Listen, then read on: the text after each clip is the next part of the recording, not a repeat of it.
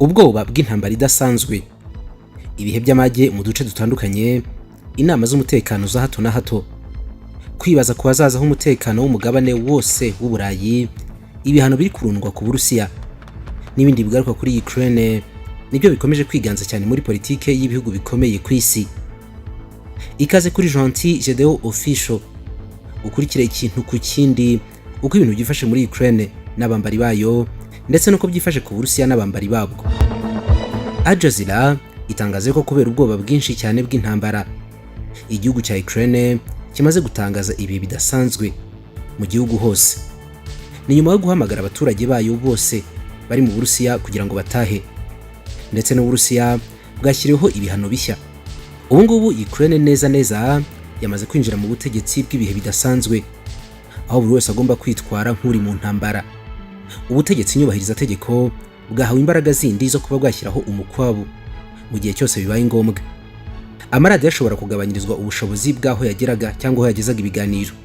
Abanya-Ukraine barwa muri miliyoni 3 babaga mu Burusiya bari gusabwa yuko bagomba gutaha byihuse. Iki gihugu cya Ukraine kandi cyamaze guhamagaza abareserve bose bafite kuva ku myaka 18 kugera kuri 60 guhaguruka bakitegura intambara.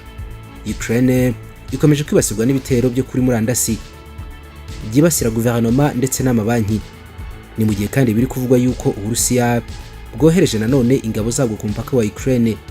Ukraine ikomeje kurakarira cyane Uburusiya kubera kwemeza repubulika ebyiri zo mu burasirazuba bwa Ukraine, arizo Luhansk na Donetsk.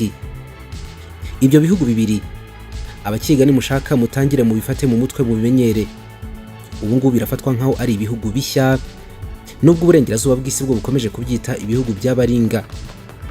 Perezida Vladimir Putin ari gutangaza yuko inyungu z'Uburusiya zitagibwaho impaka, ariko yuko ubutegetsi bwe bukemera yuko habaho inzira ya diplomasi y'ibiganiro kugira ngo umwuka mubi ube wahoshwa, ariko ngo ntabwo bigomba gukorwa na gatoya mu gihe inyungu z'Uburusiya zahungabanywa. Ubutegetsi bwa Washington buravuga yuko intambwe y'Uburusiya yo kwemeza izi repubulika nk'izigenga ari ikimenyetso simusiga ko byanze bikunze Uburusiya buri gushaka kwigarura Ukraine yose.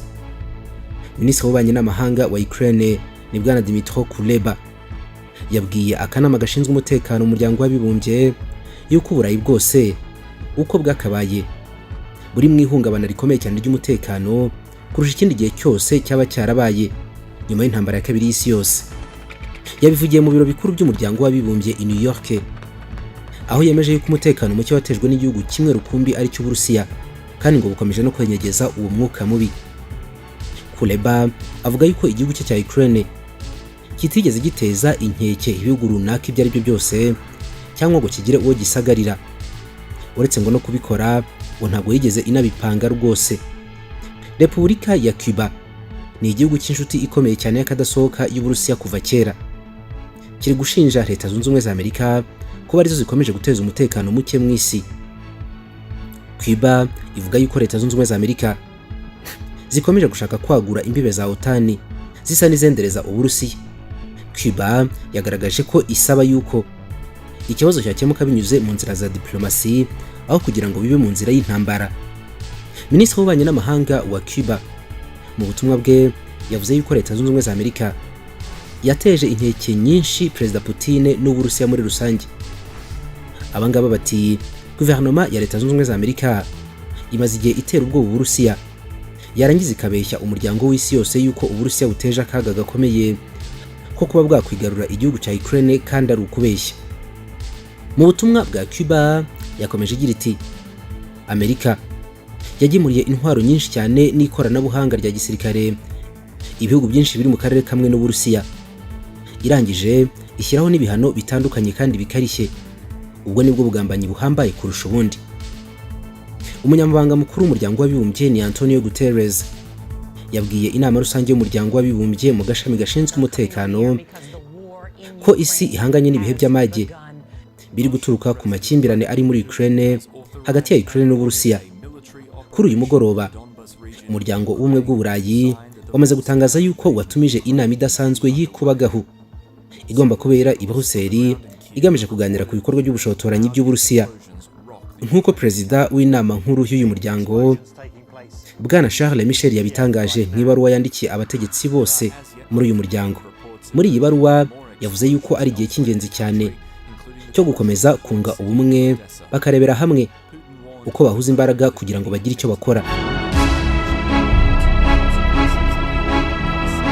Aganira na perezida wa Turkiya Recep Tayyip Erdogan kuri telefone, bwana Vladimir Putin yamugaragarije yuko umuryango wa OTAN urangajwe imbere na Leta Zunze Ubumwe za Amerika washatse guca amazi ubusabe bw'Uburusiya ku bijyanye n'umutekano wabwo. Putin yavuze yuko yahisemo kwemeza ubwigenge bwa repubulika ebyiri zo muri Donbass nyuma y'uko igihugu cya Ukraine kigaragaje ubushake buke mu kubahiriza amasezerano y'agahenge ya Minsk y'ibihumbi 2015. Perezida Recep Tayyip Erdogan yabwiye Putin yuko ubutegetsi bwa Ankara butazatera iteka intambwe zose z'Uburusiya zibangamira ubusugire bwa Ukraine.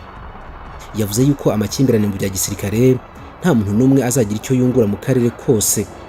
Minisitiri w'ububanyi n'amahanga wa Australia Marise Payne yamaganye Perezida Putin w'Uburusiya bavuga yuko ingabo z'Uburusiya zigiye muri Ukraine nk'abarinzi b'amahoro.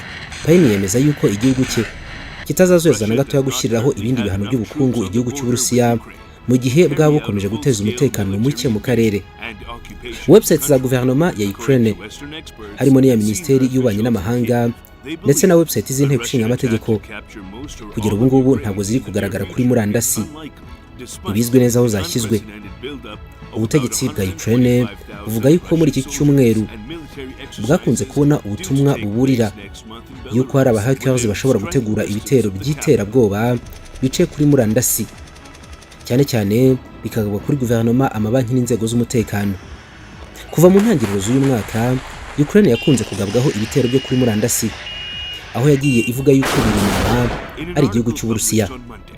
Uburusiya bukavuga yuko butigeze bugira uruhare na rutoya muri ibi bitero. Perezida Emmanuel Macron w'Ubufaransa kugera n'ubu ngubu utaratangaza yuko azongera kwiyamamariza indi manda. Amaze igihe yigaragaza nk'ushaka kuba umuhuza w'impande zombi zirimo zihangana ngo akemure ikibazo cy'umutekano mu Burayi. Televiziyo zitandukanye n'ibinyamakuru mpuzamahanga byatangaje yuko imbaraga ze zo gushaka guhuza impande zombi zisa n'izagonze urukuta rw'amatafari akomeye rurimo na beta. Ahubwo Macron nawe ngo avuga yuko igishushanyo mbonera cyasaga n'ikiganisha ku kwirinda intambara cyamaze guhura n'imbogamizi nyinshi. Igihugu cya Polonye cyahoze mu bumwe bw'Abasoviyete kivuga yuko igikorwa cy'Uburusiya giteje akaga gakomeye cyane mu Burayi bwose. Ibi ngibi byavuzwe na perezida w'iki gihugu Andrzej Duda ni mu nama yagiranye na bagenzi be bo muri Ukraine na Lithuania. Ni mu gihe ubwami bw'Ubwongereza bwo buvuga yuko bugiye koherereza Ukraine undi muzigo ukomeye cyane wa gisirikare wiganjemo intwaro ziremereye kugira ngo Ukraine ibashe kwirinda. Uburusiya buri mu gikorwa cyo gukura abakozi bayo bose muri Ukraine, ndetse igikorwa ubu ngubu kigeze kure. Ibendera ryari riri kuri ambasade yabwo muri Ukraine ryamaze kubakurwa. Minisiteri y'Ububanyi n'Amahanga y'Uburusiya ivuga yuko Uburusiya bugiye gusubizanya uburakari ku bihano bwashyiriweho na Leta Zunze Ubumwe za Amerika n'abambari bayo. Leta Zunze Ubumwe za Amerika yashyizeho ibihano bitandukanye ku Burusiya kubera icyo Perezida Joe Biden yise intangiriro yo gutera Ukraine. Joe Biden yavuze yuko bamaze kuvana Leta y'Uburusiya mu bikorwa byose by'imari by'uburengerazuba bw'isi. Yabikoze nyuma y'uko abanyepolitiki b'Uburusiya bemere Perezida Vladimir Putin kohereza ingabo mu duce tubiri tugenzurwa n'inyeshyamba mu burasirazuba bwa Ukraine. Uburusiya bwamaze no kwemera yuko utwo duce ari leta kandi zigenga, icyo leta ya Ukraine yise gusagarira ubusugire bwayo. Ibihugu by'uburengerazuba byafashe iki gikorwa nk'impamvu y'ibitero bigari nyuma y'uko kuwa mbere Putin yemeje ko muri utwo duce twa Donetsk na Luhansk boherezayo ingabo ziswe izo kubungabunga amahoro. Ntabwo bizwi neza niba kugera ubu ngubu hari ingabo z'Uburusiya zari zagera muri utwo duce. Atangaza igice cya mbere cy'ingamba ku Burusiya, Biden yavuze ko mu buryo bwumvikana neza Uburusiya bwatangaje ko buri gufata igice kinini cya Ukraine. Ibyo bihano birimo kuba Uburusiya budashobora gufata ideni cyangwa se kuvana amafaranga mu bigo byose by'imari by'ibihugu by'uburengerazuba. Ibyo bihano kandi birareba abantu bo hejuru mu Burusiya. Biden yagize ati basangiye inyungu mbi iva mu migambi ya Kremlin, bagomba rero nabo gusangira ububabare bw'ibihano. Leta Zunze Ubumwe za Amerika zari zisanzwe zarabujije kompanyi zaho gukorana n'uturere tw'uburasirazuba bwa Ukraine twafashwe n'inyeshyamba, ariko kompanyi nkeya zimwe zari zigikorana nazo. Kuwa kabiri mu rukerera, ibihugu by'Ubwongereza n'ibigize ubumwe bw'Uburayi nabyo byatangaje ibihano bishya kuri banki z'Uburusiya hamwe n'abantu ku giti cyabo. Ibihugu 27 byose bigize umuryango w'ubumwe bw'Uburayi byemeje ibihano ku Burusiya no ku bantu bose hamwe 351 bagize inteko ishinga amategeko bemeje biriya bice bya Ukraine nka leta zigenga, hamwe n'abandi bantu 27 bari mu bemeje uwo mwanzuro. Igihugu cy'Ubusuwisi nicyo rukumbi cyatangaje ko kibaye cyifashe mu gushyiraho ibihano Uburusiya. Minisitiri w'intebe w'Ubwongereza Boris Johnson yavuze yuko banki 5 zafatira imitungo yabo mu Bwongereza, harimo n'abatunzi za miliyari 3 b'Abarusiya batemerewe kugaruka mu Bwongereza na gato. Ubuyapani na Australia nabyo nyuma byemeje ibihano nk'ibi ngibi. Ubudage bwahagaritse umushinga w'Uburusiya w'umuyoboro wa gaze witwa Nord Stream 2. Nubwo bwose Uburayi butungwa ahanini na gaze ivayo, kandi umushinga wa miliyari 8 z'amadolari ukaba rusigaje gufungurwa gusa. Abategetsi ba Leta Zunze Ubumwe za Amerika n'Uburayi batangaje yuko ibindi bihano birenzeho byakurikiraho mu gihe ibintu birushijeho kumera nabi. Amerika nayo iri kohereza ingabo zayo mu bihugu byo muri OTAN, urugero nka Estonia, Latvia na Lithuania biri hafi cyangwa se ku mupaka w'Uburusiya, nk'uko abategetsi bamwe bagiye babitangaza. Ingabo zavuye mu Butaliyani zirimo abasirikare 800 n'abarwanira ku butaka, hamwe n'indege kabuhariwe za F-35 na kajugujugu 25 bimwe bigomba kujya muri Pologne.